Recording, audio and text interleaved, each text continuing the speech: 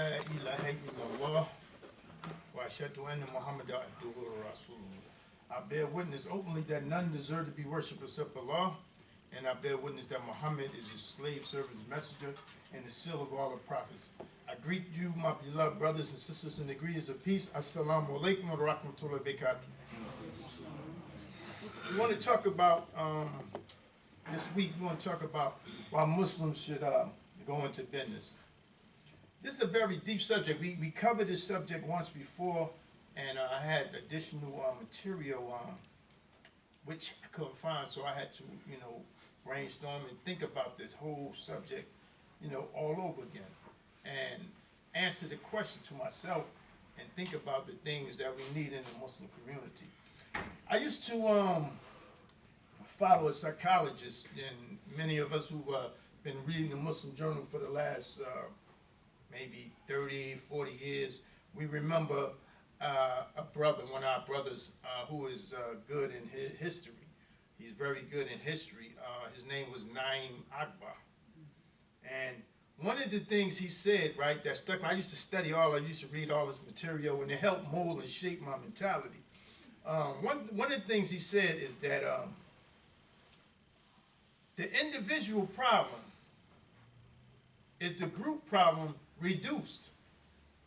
And the group problem is the individual problem magnified. Now let's take a minute and think about that. The individual problem is the group problem magnified, and the group problem is the individual problem reduced. So what is that telling us? It's telling us that we basically got the same problems. It's just when you got the group, we got the same problem. And when you got the individual, it's the same problem. So sometimes you got people who think they really so different than the next person. And not really. We all got the same problem. Some of us may have a little more materialistic things than the next, or a little more opportunities, a little more time to do this and do that. But we're talking about why should Muslims go into business. This is the subject. And what I'm trying to do is to paint the platform and the atmosphere so we can follow this and see why it's important that for us to go into business. Now you might say, or people may say, everybody can't be, we're gonna have to need some employees. Everybody can't be, and there's truth to that. But that don't mean that we don't have to try. Each Muslim should try. You know why? Because we need a lot of things. One of the things Allah subhanahu wa ta'ala says in the Quran, that I only created men and jinn that they may serve me. Men and jinn that they, what is the jinn? Because a lot of times we go through life, we inherit this thing many, many times and don't understand it. Some of the definitions say it's wild hillbillies in the forests and stuff like that, spirits, something that, But the Quran, Allah said the Quran, He made it easy to understand and remember. My understanding of the jinn, and Allah knows best, is that it's the unseen being that's in the individual that encourages the individual to do what it wanted to do, as opposed to what Allah subhanahu wa ta'ala asked it to do. The Prophet Muhammad said that I had a jinn, and he used to bother me, but I made my jinn submit, and now he only bid me to do good. So the jinn is that unseen being that's in the individual that always encourages the individual to say things that he shouldn't say or do things that he should do. But what it does when the individual follows that jinn nature within himself, it causes harm to himself. It causes harm to himself, like smoking, like drugging, like drinking alcohol, or doing something that's not advantageous for your own growth and development. It harms itself. But when the jinn reaches the part, when it becomes shaitan, it harms other people. That's why back in the day, those individuals who came through the Nation of Islam, they said that the Caucasian was the devil because the behavior that he was doing was harming other people. So he became to the devil-like stage. Right? What is this? Brother, what's this got to do with why Muslims should go into business? We're trying to paint a picture. We're trying to paint a picture.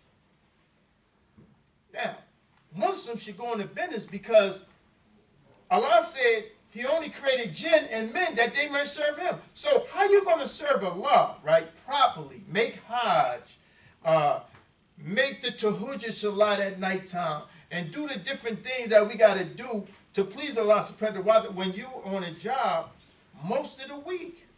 How you going to spend time with your family? Spend time with your zawj. Or the zawj spend time with her zawj, husband. When you at the job most of the time. How you going to raise your children and mold them and teach them the deen when you at the job most of the time?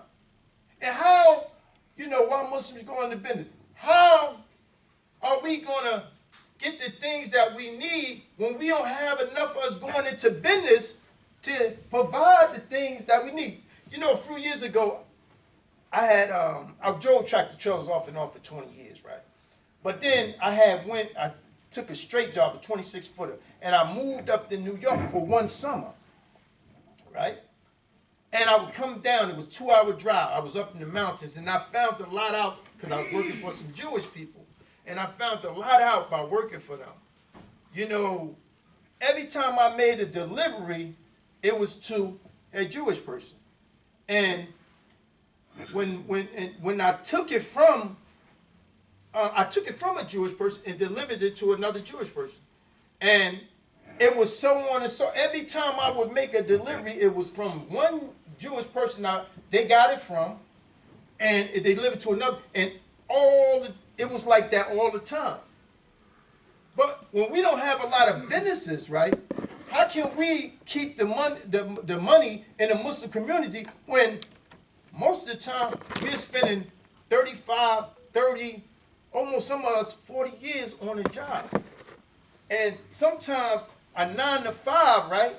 And I'm not discouraging you because Prophet Muhammad said, no son of Adam, no, and that includes the male and the female. No son of Adam eats a greater meal than that which he earns with his own hands through lawful endeavor.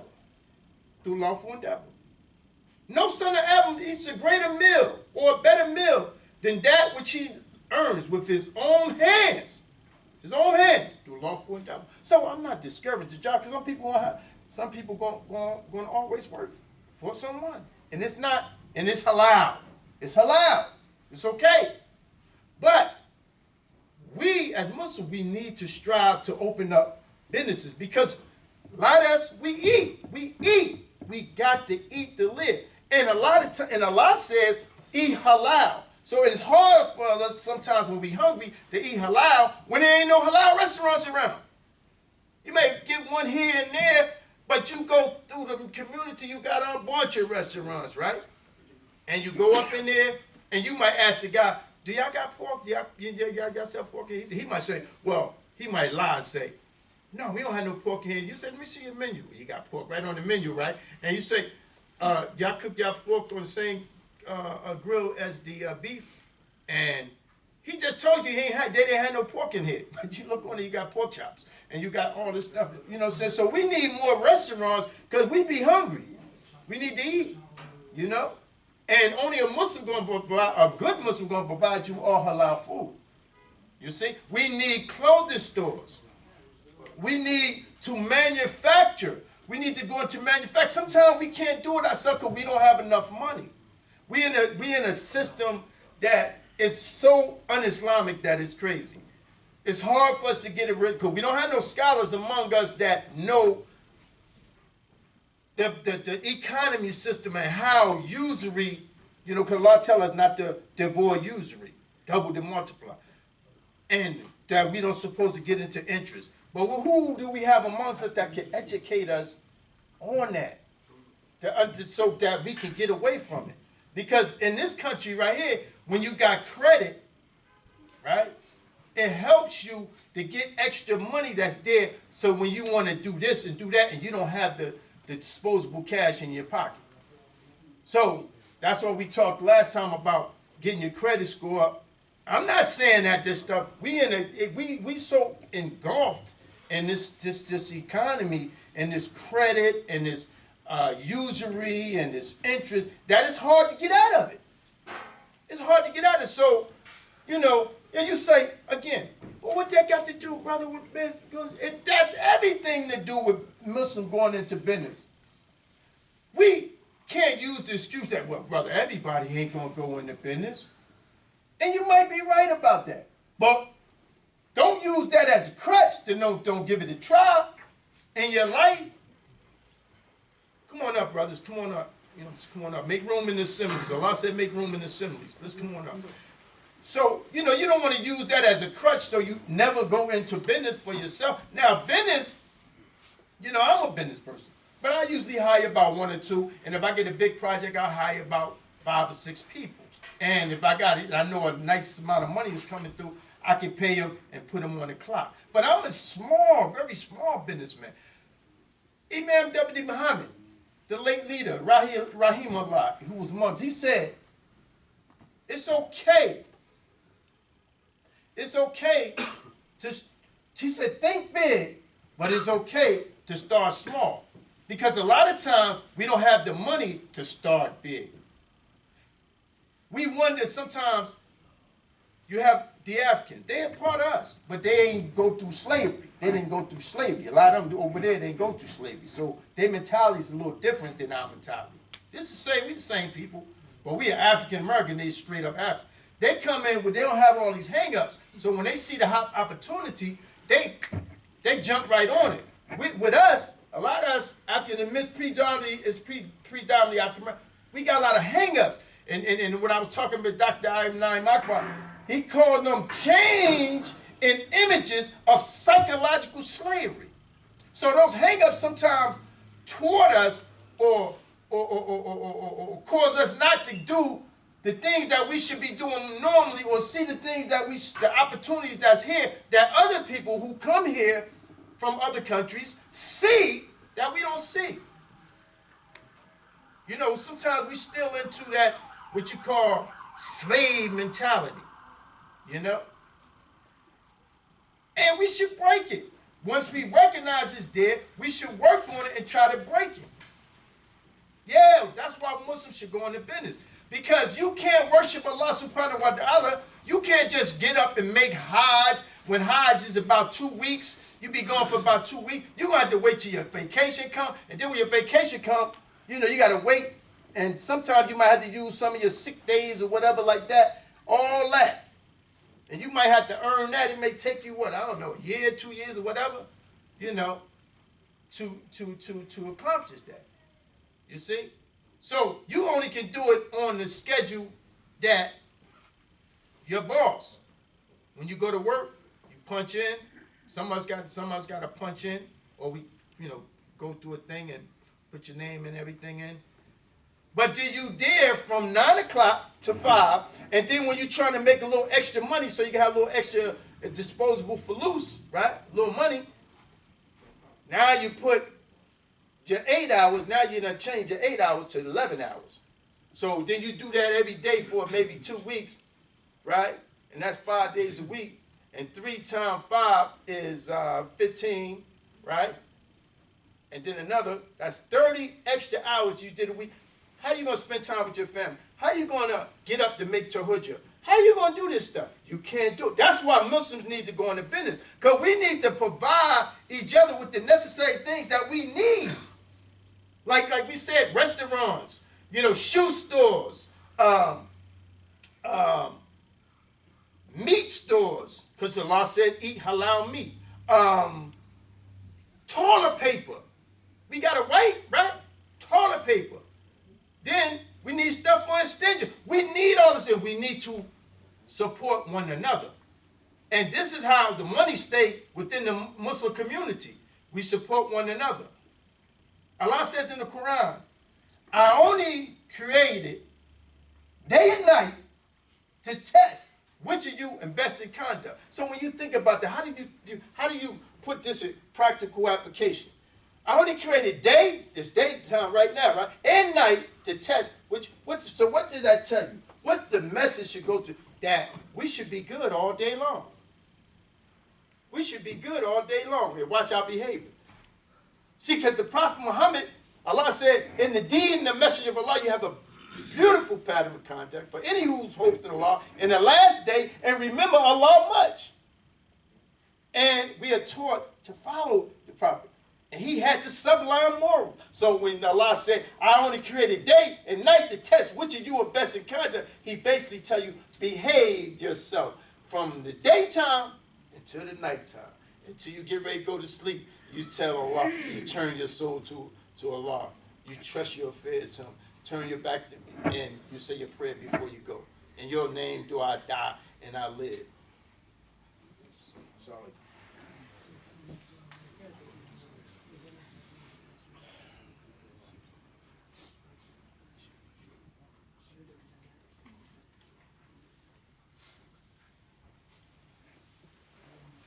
Assalamu alaikum wa rahmatullahi wa barakatuh. Once again, believe me, I should turn regime. Allahumma salli Ibrahim wa ala Ibrahim kama salli Ibrahim wa ala Ibrahim innaka hamidun majid. Anu wa barik ala Muhammad wa ala Muhammad kama barakta ala Ibrahim wa ala Ibrahim innaka hamidun majid. Once again, assalamu alaikum wa rahmatullahi wa barakatuh. To continue, in closing, why should Muslims go into business? Because we need things. We need a cultural center. Right now, the thrust, and we must speak the truth. We must speak the truth. Because I will be doing myself a disservice and doing you disservice if I come up on this podium and don't speak the truth. Sometimes the truth is going to hurt. But we have to speak the truth because the truth, in the truth, our heart is a healing. It's a healing. It's a healing. So, one of the thrusts right now in the Muslim community, especially in our community, is a lot of masjids. Everybody focused on building a masjid, right? Which is good, because the Prophet Muhammad said about building the masjids, building the masjid. But what happened? We lacking the money. So you got some efforts, right? And not to put nobody on the spot, you got some efforts, this is only true. You got some efforts that have been years, 30 years trying to build a masjid, ain't still got it up yet. You know what I'm saying? Why? Because it's a falus. But now, if more Muslims will go into business, then they can give more zakat and help out. And really, you need a strategic way to make progress, for things to be advantageous. You see? You need strategy. We have to see each other, right? As what Allah subhanahu wa ta'ala said in the Quran, that we are brothers. We are brothers in Islam. Imam Muhammad said, one humanity. The whole human race is one family. This is what he said. You see? Even though we know there's 3 types of men in the Quran, you know, the hypocrite, the believer, and unbeliever.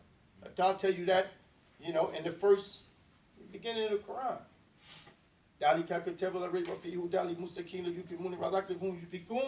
And so on. You start describing the different types of men and the different types of characteristics. I only created night and day to test which of you are best in conduct. Muslims should go into business because we need to worship Allah properly, and we need the time to worship Allah properly, and we can't worship Allah properly if we all the time got to be on somebody's job, looking for the nipple to suck on at the end, which is the 401k. You know what I'm saying? To hold us off when we get old. So, you know, I thought about this a lot over the years. You work for a company, you work, and you make good money. You get your house, you get your car, you know, get you some jewelry, you got a little disposable cash, you got your credit cards and all that. Okay, all that's fine and dandy. But look at the sacrifices you made. When it comes down, you being Muslim and your kids being Muslim, now they straying because you ain't got the time to. You Muslim, you done stayed on your. Now they straying, but they born in Islam. But because you didn't have the time to spend with them, because you was so busy on that job, 8 hours every day when they was coming up, 8 hours, 10, 11, 12 hours. Yeah, you provided for them. You gave them the house, you gave them the clothes, you gave them the sneakers and shoes, all that stuff, but you didn't give them enough ding. So now they strayed. Now who's going to take over when most of us that's over 50 or 60 pass it? Who's going to come and take over that knows the deen, not just guessworking, talking Islam, but our Islam? It's important, man, that we study. It's important that every month or every other month you read at least one book on your deen. Reading is acquiring knowledge. Study is a careful examination of a subject. That's what study is. When you get it and you ponder over and you reflect, then Allah subhanahu wa ta'ala says, boom, just like that. Kun fayakun, be in it is, and you got to understand it, and you can walk in Islam. And be yourself. I'm not worshiping you. I understand that.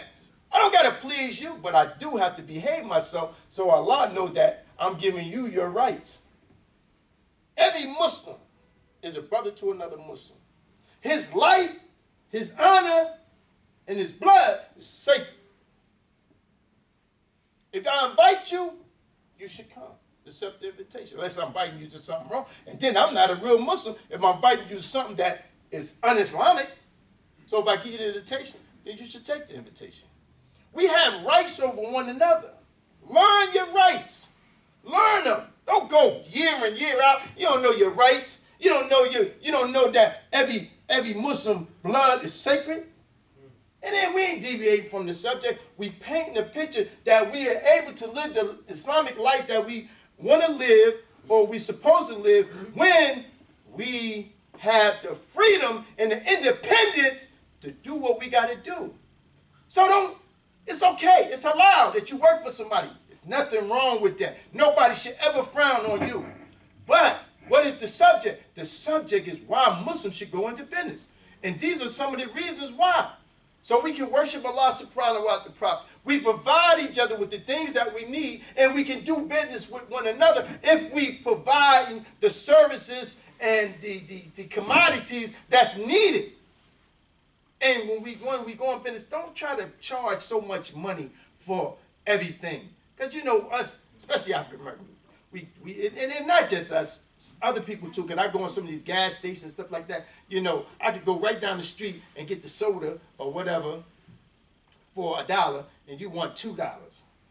So don't, you know, Mazal said that you get more with pennies than dimes, you know, more with dimes or quarters. And, you know, you understand the concept.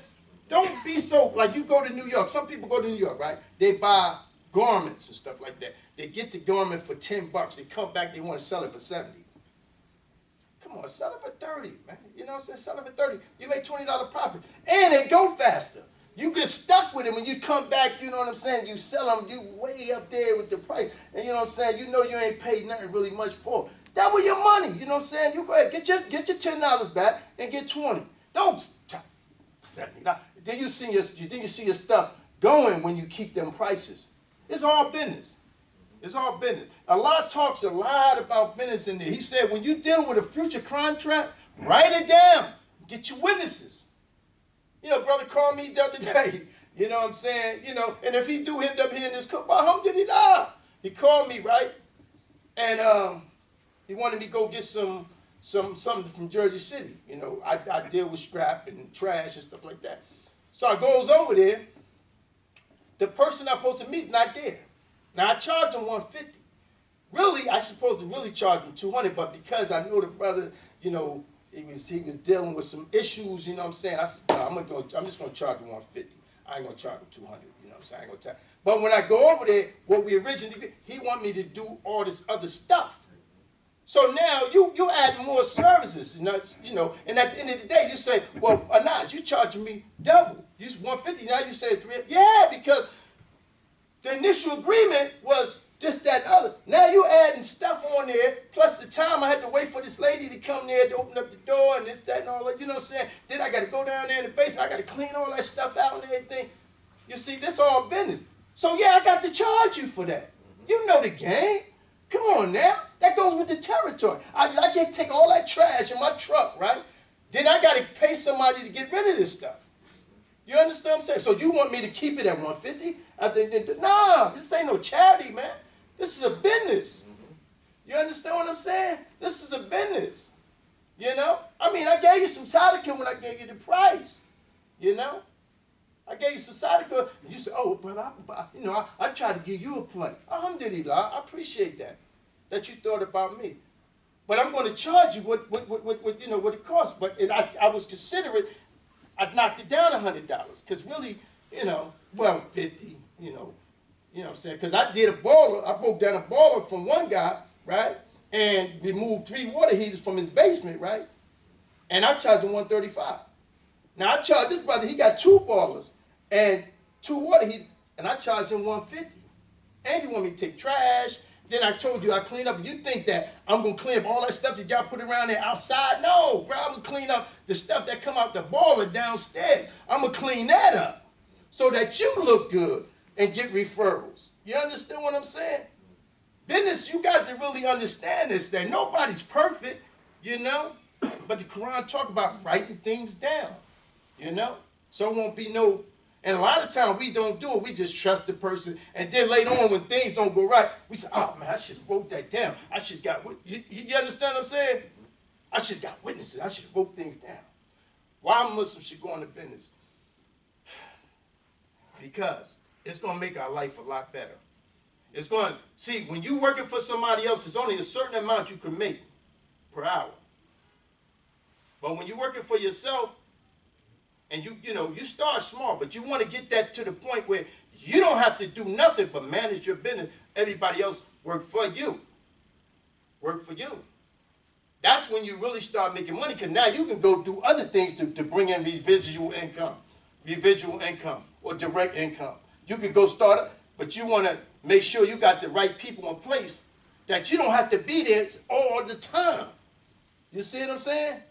And that's what sometimes we suck up our time, because we got to be there because we might don't trust the person, or the person might not know enough to run the business while we attending to something else, or when we going on vacation, or when we going to work, serve Allah subhanahu wa ta'ala the way that Allah subhanahu wa ta'ala wants to be served, or deserve to be served. I greet you with that. Allahu Akbar, Allahu Akbar. أشهد أن لا إله إلا الله أشهد أن محمدا رسول الله.